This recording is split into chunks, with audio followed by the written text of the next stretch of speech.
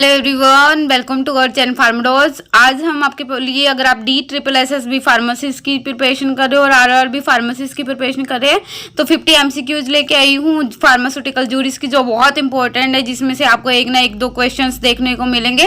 तो first question हमारे पास है, which act regulate the import, manufacture and distribution of drugs in India. India के अंदर कौन सा एक्ट है जो रेगुलेट करता है import, manufacture and distribution of drug in India?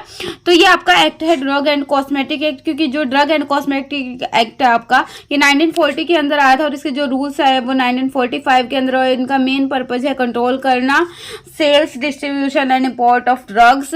उसके बाद जो इंडियन मेडिकल एक्ट है आपका, ये 1956 के अंदर आया है, इंडियन मेडिकल एक्ट, और इसका मेन पर्पज क्या है आपका, रिकॉन्स्टिट्यूशन करना मेडिकल काउंसिल ऑफ इंडिया को, MCI को रिकॉन्स्टिट्यूट करना, और मेडिकल जो रजिस्टर है इंडिया के उसको मेंटेन करना।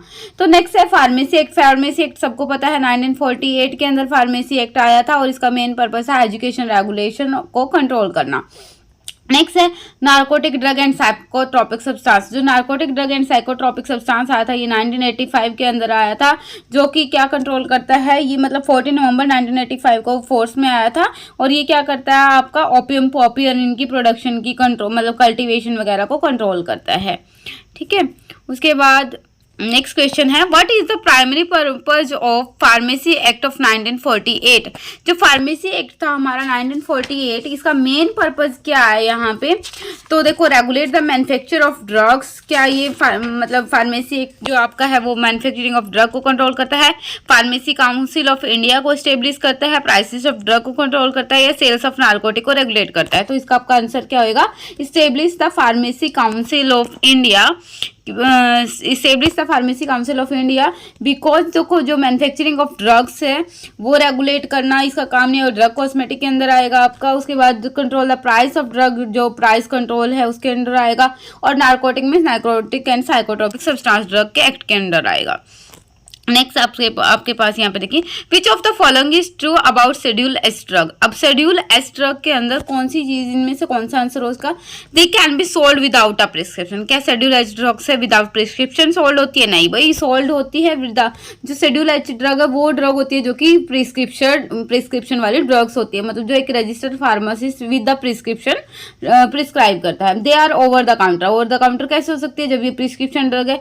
दे आर प्रोहिबिटेड ड्रग्स। नहीं, प्रोहिबिटेड ड्रग भी नहीं है, ये प्रिस्क्रिप्शन ड्रग होती है। शेड्यूल एच के नाम से आपको याद रखना है कौन सी, प्रिस्क्रिप्शन वाली ड्रग्स। ठीक है, जो कि विदाउट अ प्रिस्क्रिप्शन आप परचेज नहीं कर सकते। नेक्स्ट है, which body is responsible for the approval of new drugs in India. New drugs के लिए इंडिया में जो न्यू ड्रग होगी उसकी अप्रूवल के लिए कौन सी आपके पास कॉन्स्टिट्यूशन है? National pharmaceutical pricing authority. नहीं भाई, ये प्राइसिंग को कंट्रोल करती है। Pharmacy council of India, PCI। नहीं भाई, PCI आपके एजुकेशन रेगुलेशंस को कंट्रोल करेगी, जितने भी एजुकेशन जो रेगुलेशन है कॉलेज के। उसके बाद central drug standard control organization, जो central drug standard control organization है ये कंट्रोल करती है न्यू ड्रग की अप्रूवल को। उसके बाद इंडियन मेडिकल एसोसिएशन, ये भी इसको कंट्रोल नहीं करता, तो सेंट्रल CDSCO कंट्रोल करती है। उसके बाद आपके पास नेक्स्ट है, under which schedule of drug and cosmetic act is list of drugs provided. अब इसमें से कौन सा शेड्यूल है जिसके अंदर आपकी जो ड्रग्स की लिस्ट है वो ड्रग एंड कॉस्मेटिक एक्ट की, जिसमें प्रिस्क्रिप्शन ड्रग्स की लिस्ट प्रोवाइड होती है? अभी अभी जैसे मैंने लास्ट क्वेश्चन में बताया था, जो प्रिस्क्रिप्शन ड्रग है वो शेड्यूल एच के अंदर आपकी आती है, और जो आपका शेड्यूल सी है, शेड्यूल सी के अंदर वो ड्रग्स आती है जो बायोलॉजिकल और स्पेशल प्रोडक्ट्स होते हैं इंजेक्टेबल फॉर्म में। ठीक है, इसमें याद रखना, शेड्यूल सी में है list of biological and special products injectable, जैसे सर्जिकल ड्रेसिंग है, ऑप्थेल्मिक प्रिपरेशन है, ये इसकी शेड्यूल सी में आती है। उसके बाद आपके पास शेड्यूल, यहाँ पे शेड्यूल जी है। शेड्यूल जो आपका जी है, शेड्यूल जी में आपकी मेडिकल सुपरविजन वाली ड्रग्स आती है। जो भी आपको मेडिकल सुपरविजन के अंडर जो ड्रग देनी पड़ती है वो किसके अंदर आती है? शेड्यूल जी में। और शेड्यूल एच में जैसे अभी मैंने बताया था प्रिस्क्रिप्शन ड्रग होती है, और शेड्यूल जो एप का एम होता है इसमें रिक्वायरमेंट्स होती है GMP। एम को याद रखना, GMP से इंपॉर्टेंट है, बहुत बार RRB में भी आया हुआ है ये। जो GMP होती है, GMP में मतलब जो फैक्ट्री प्रीमाइसेस की प्लांट्स और इक्विपमेंट्स की जो रिक्वायरमेंट है फैक्ट्री प्रीमाइसेस की, वो आपके एम शेड्यूल के अंदर आती है। नेक्स्ट है which act deal with the regulation of advertisements in India. जो ड्रग्स की एडवर्टाइजमेंट्स है उसको कौन कंट्रोल करता है? देखो, ड्रग एंड कॉस्मेटिक एक्ट सबसे पहले यहाँ पे है, ड्रग एंड कॉस्मेटिक एक्ट। जो ड्रग एंड कॉस्मेटिक एक्ट है वो आपका किसको कंट्रोल करता है? ड्रग्स एंड कॉस्मेटिक्स के रूल रेगुलेशन को। ड्रग कंट्रोल आप ऑर्डर एक्ट है जो आपका, वो ड्रग कंट्रोल एक्ट को कंट्रोल करता है। और जो आपका फार्मेसी, ठीक है, जो ड्रग कंट्रोल एक्ट है आपका ये 1950 के अंदर आया था, जो कि ड्रग्स की प्राइसिंग को कंट्रोल करता है। फार्मेसी एक्ट आपको पता है 1948 के अंदर आया था, एजुकेशन रेगुलेशन वगैरह को ये आपका कंट्रोल करता है। उसके बाद drug and magic remedies objectionable advertisement, जैसे नाम से ही क्लियर है, ऑब्जेक्शनेबल एडवर्टाइजमेंट, तो इसके अंदर आपका ड्रग एंड मैजिक रेमेडीज के अंदर एडवर्टाइजमेंट ऑफ ड्रग्स के रेगुलेशन आते हैं। नेक्स्ट क्वेश्चन है what is the role of national pharmaceutical pricing authority. जो एनपीपी है, नेशनल फार्मास्यूटिकल प्राइसिंग अथॉरिटी है, इसका क्या, जो एनपीपी है यहाँ पे नेशनल फार्मास्यूटिकल प्राइसिंग अथॉरिटी, ये आपका ना जो ड्रग प्राइस कंट्रोल एक्ट है 1955 उसके अंडर ये आपका आता है। मतलब ये क्या करता है, ऑर्गेनाइजेशन है गवर्नमेंट की जो रिवाइज करता है या फिक्स करता है prices of controlled bulk drugs and formulation, ठीक है, जो ताकि अवेलेबिलिटी है मेडिसिन की वो कंट्री के अंदर हो सके, तो वो रेगुलेट करना है इनका काम। तो मतलब इसका आंसर क्या होगा आपका, regulate the prices of drugs की प्राइसेस को ये कंट्रोल करता है। न्यू ड्रग्स के अप्रूवल का, जैसे जैसे अभी आपने देखा था, सीडीएसईओ का काम है। उसके बाद नेक्स्ट क्वेश्चन है which schedule of the drug and cosmetic act include standard for cosmetic. Cosmetic के लिए स्टैंडर्ड्स कौन से शेड्यूल में आता है? शेड्यूल्स जो है ये बहुत ही ज़्यादा इंपॉर्टेंट्स है। देखिए यहाँ पे शेड्यूल डी है, जो शेड्यूल डी है इसमें लिस्ट है ड्रग्स की जिनका इंपोर्ट ऑफ ड्रग्स से जो कि प्रोहिबिटेड है, ठीक है। ई के अंदर आपकी आती है ड्रग्स आती है, ई में जो आपकी पॉइजनस सब्सटेंसेस वाली ड्रग्स होती है under Ayurvedic system of medicines. उसके बाद शेड्यूल एम में ऐसे ही अभी बताया था मैंने, जीएमपी वाली ड्रग्स आती है जो फैक्ट्री प्रीमाइसिस के अंडर आती है, मतलब GMP requirement of factory premises और इक्विपमेंट्स है। उसके बाद शेड्यूल एस है जो कि कॉस्मेटिक्स के लिए स्टैंडर्ड्स आते हैं जिसमें। नेक्स्ट है under which section of the drug and cosmetic act is defined of a drug given. कौन से सेक्शन में ड्रग एंड कॉस्मेटिक एक्ट से एक ड्रग की डेफिनेशन दी गई है? तो ये है आपका सेक्शन 3, ठीक है इसका आंसर। उसके बाद which body accreditates pharmacy colleges in India.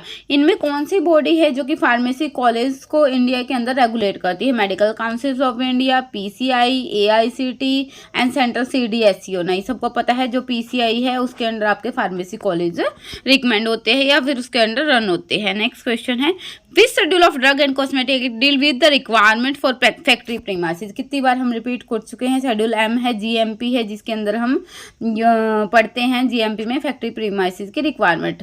जो शेड्यूल ए है, शेड्यूल ए के अंदर परफॉर्मा होता है आपकी एप्लीकेशन के लिए।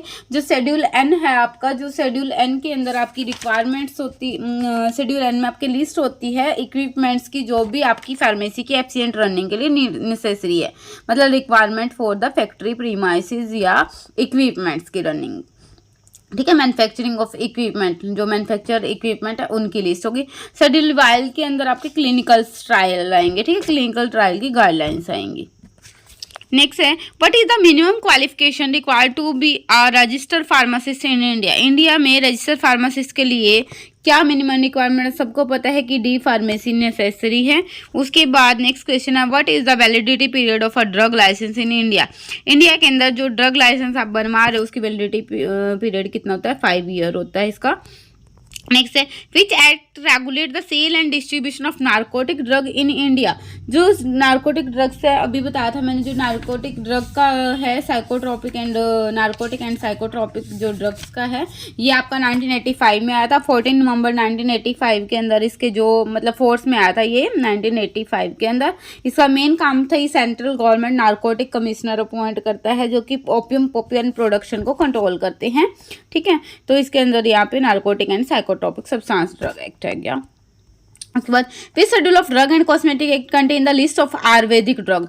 आयुर्वेदिक ड्रग की जो लिस्ट है वो कौन से के अंदर अभी अभी पढ़ा था? शेड्यूल डी के अंदर लिस्ट ऑफ आयुर्वेदिक ड्रग और पॉइजनस ड्रग। शेड्यूल ए में परफॉर्मा हो गया। जो आपका शेड्यूल जी है इसमें क्या होता है? मेडिकल सुपरविजन वाली ड्रग होती है, हमने पढ़ी थी। और शेड्यूल ओ के अंदर आपका क्या होता है? डिसइंफेक्टेंट्स जो होती है, शेड्यूल ओ के अंदर डिसइंफेक्टेंट फ्लूइड्स की स्टैंडर्ड्स होती है, ठीक है। उसके बाद नेक्स्ट है which organization is responsible for monitoring adverse drug reaction in India. India के अंदर जो एडवर्स ड्रग, ठीक है, तो इसका आंसर है फार्माकोविजिलेंस। फार्माकोविजिलेंस एडीआर रिएक्शंस को कंट्रोल करता है। जो सीडीसी एससीओ था ये न्यू ड्रग को अप्रूवल करता है। एनपीपीए प्राइसिंग ऑफ ड्रग को कंट्रोल करता है और पीसीआई एजुकेशन रेगुलेशन को कंट्रोल करते हैं। Next, what is the purpose of schedule Y of drug and cosmetic act. Schedule Y का अंदर क्या होता है अभी भी बताया था मैंने, clinical trial and approval of new drug. Cosmetic का जो स्टैंडर्ड है वो एस के अंदर आता है। फैक्ट्री प्रीमाइसिस की जो रिक्वायरमेंट थी वो जीएमपी जो एम के अंदर आ रही थी, और प्रिस्क्रिप्शन ड्रग आपकी एच के अंडर आ रही है। ऐसे आपको याद होना चाहिए। नेक्स्ट है, which act provide regulation of control of the price of essential drug in India. Essential drug के जो प्राइस है वो इसेंशियल कमोडिटीज एक्ट है, ये कंट्रोल करता है।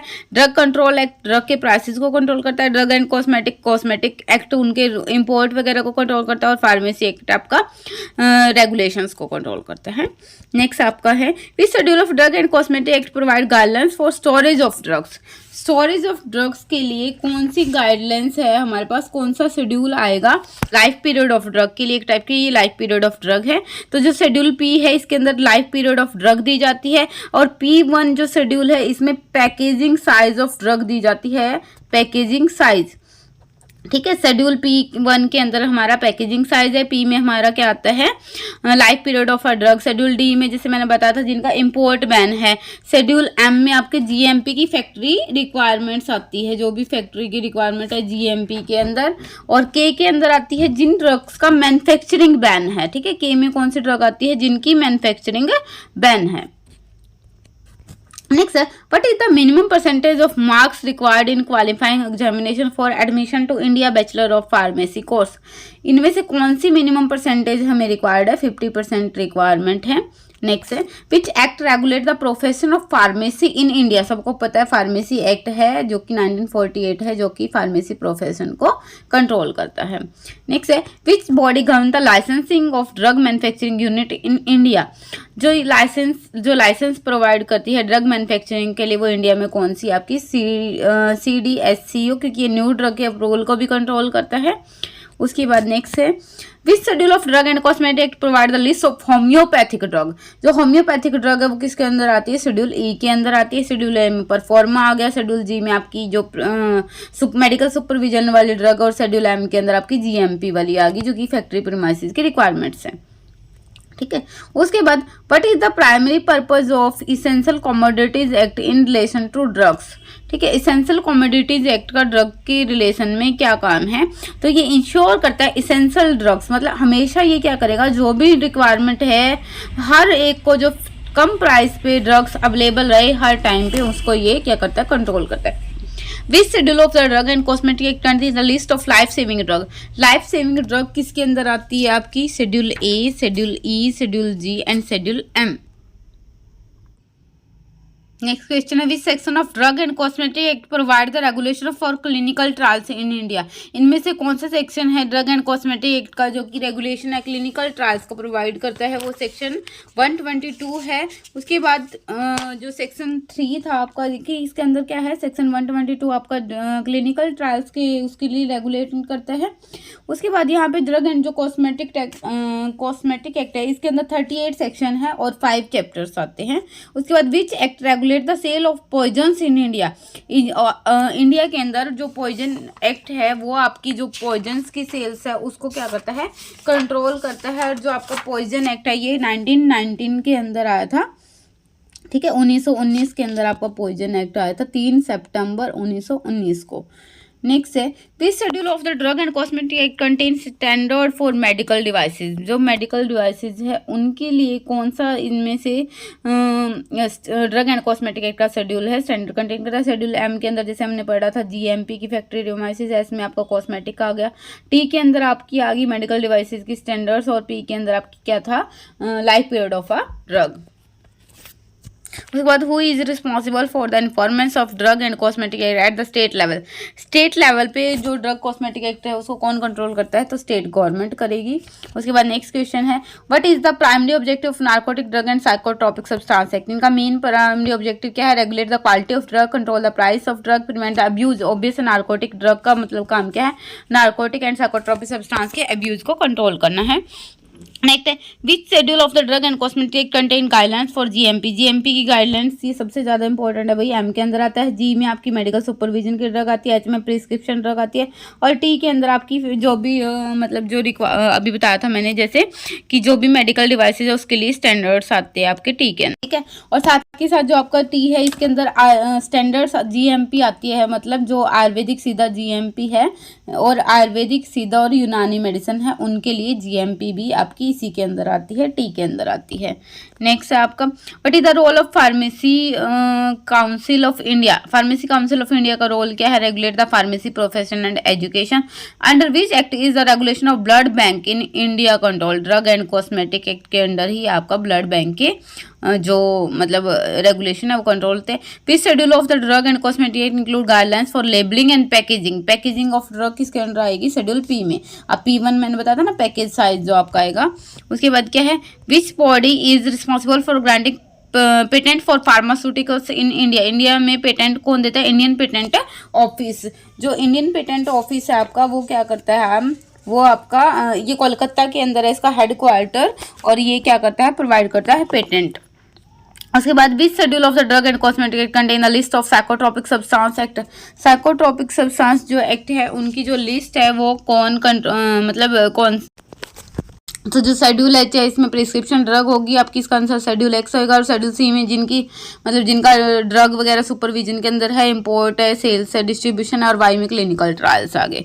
नेक्स्ट क्वेश्चन है what is the term of office for a member of PCI. PCI के मेंबर के लिए कितना टाइम का वो है? तो 5 ईयर है। नेक्स्ट क्वेश्चन है which schedule of the drug and cosmetic include guidelines for clinical trial. Clinical trial के लिए वाई के अंदर आता है, जी के अंदर आपकी मेडिकल सुपरविजन की, एच में प्रिस्क्रिप्शन, और जीएमपी रिक्वायरमेंट फैक्ट्री प्रीमाइसेस की। उसके बाद नेक्स्ट है which act provide the framework for the prevention of food adulteration. तो prevention of food adulteration act, तो इसके अंडर आपका क्या आता है? तो ये prevention of food adulteration act आपका 1954 के अंदर आया था। उसके बाद नेक्स्ट क्वेश्चन है which schedule of drug and cosmetic act import of drug. जिसमें इंपोर्ट ऑफ ड्रग की गाइडलाइंस थी, जिसमें ड्रग थी मतलब वो ड्रग था जिनका इंपोर्ट बैन था, वो शेड्यूल डी के अंदर आती है। डी में जी में अपनी वही है मेडिकल सुपरविजन की ड्रग, एच में प्रिस्क्रिप्शन ड्रग, और एक्स के अंदर आपकी वो वाली ड्रग्स होगी जिनका इंपोर्ट, नार्कोटिक ड्रग्स वगैरह होगी जिनका इंपोर्ट सुपरविजन के अंडर है। Which body is responsible for the regulation of medical devices in India.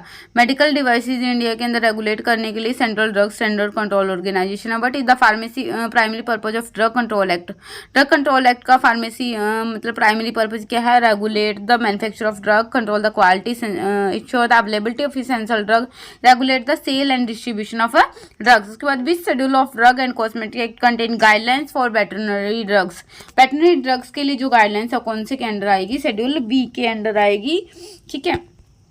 जो शेड्यूल बी है इसके अंदर आपके पास स्टैंडर्ड है पेटेंट एंड प्रायोरिटी मेडिसिन की जो है। शेड्यूल जी में वही चीज है अभी बताया था, मेडिकल सुपरविजन, एच में प्रिस्क्रिप्शन, और पी के अंदर आपकी life period of a drug. उसके बाद विच section of drug and cosmetic act deal with the prohibition of import of certain drug and cosmetic. Certain drug and cosmetic की जो prohibition के लिए इनमें से कौन सा सेक्शन है? तो सेक्शन 10 है, याद रखना। इंपोर्ट के लिए जो कि प्रोहिबिशन है, जो इंपोर्ट है, बैन है, वो सेक्शन 10 के अंडर है। उसके बाद what is the primary role of drug controller general of India.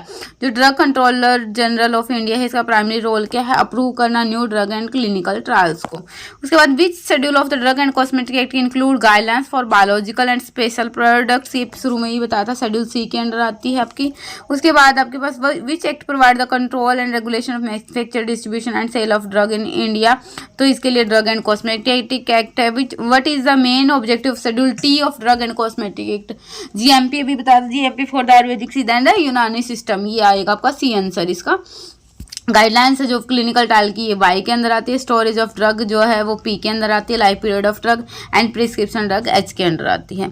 उसके बाद which schedule of the drug and cosmetic act contain guidelines for labelling of homeopathic medicine. Homeopathic medicine schedule E के अंदर आपकी आती है। और लिस्ट ऑफ पॉइजनस ड्रग जो है आयुर्वेदिक की वो E1 के अंदर आती है। उसके बाद नेक्स्ट क्या है? Who is responsible for the regulation of pharmacy profession in India. इसके लिए कौन रिस्पॉन्सिबल है? तो सबको पता है PCI है इसके लिए रिस्पॉन्सिबल। तो आज ये 50 MCQs थे जो जूरीज के हमने किए हैं। आगे और भी MCQs मतलब कोलॉजी के हो गए, आपके अलग अलग सब्जेक्ट्स के और भी MCQs मैं डालूंगी। तो अगर आप प्रिपेयर कर रहे हो DSSS की और RRB की, तो इसके ना 2 सेक्शन है आपके, section A and section B. Section A non pharma portion है, जिसका नॉन फार्मा कमजोर है वो थोड़ा अपना नॉन फार्मा पार्ट को स्ट्रॉन्ग करे, और जिसका फार्मा पोर्शन वीक है वो अपना फार्मा पोर्शन को वो करे, मतलब ज़्यादा प्रिपेयर करें। ऐसी ही और वीडियो देखने के लिए मेरे चैनल को सब्सक्राइब करें। Thank you. हैव